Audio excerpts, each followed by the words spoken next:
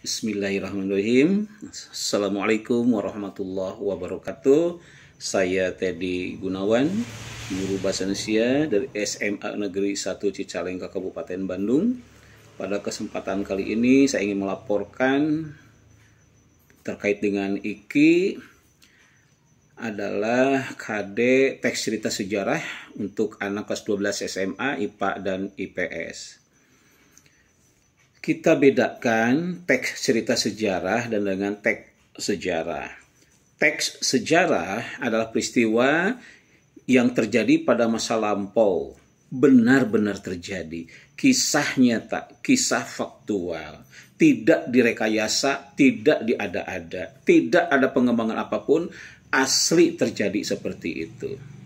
Sementara yang bernama teks cerita sejarah pada bagian tertentu dibumbui dengan sejumlah imajinasi dari si pengarang, dari si penulisnya. Memang beberapa struktur utama diambil dari kisah nyata, dari teks sejarah itu. Namun pada bagian tertentu diberikan imajinasi tambahan, dibumbui begitu, agar cerita itu menjadi menarik. Alhasil, produk teks cerita sejarah itu akan seperti novel. Jadi bentuknya tentu saja narasi karangan kisahan. Contoh, saya akan mencoba memberikan contoh yang sederhana bagaimana cara membuat teks cerita sejarah.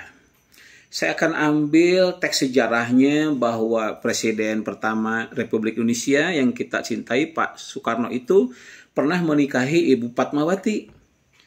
Beliau menikahi Ibu Fatmawati pada 1 Juni 1943 dan alhamdulillah memperoleh putra. Yang pertama Bapak Guntur Soekarno Putra, yang kedua Ibu Megawati, yang ketiga Ibu Rahmawati, yang keempat Ibu Sukmawati, dan yang kelima Bapak Guru Soekarno Putra. Itu teks sejarahnya seperti itu. Sekarang saya kembangkan bagaimana cara membuat teks cerita sejarah. Patokannya, kuncinya atau struktur utamanya adalah Soekarno menikahi Fatmawati. Begini narasinya. Malam turun perlahan, udara sangat nyaman, tidak dingin, tidak panas. Soekarno baru saja menyelesaikan salat maghrib dan berzikir. Soekarno berencana pada malam minggu itu akan menjambangi kekasihnya, seorang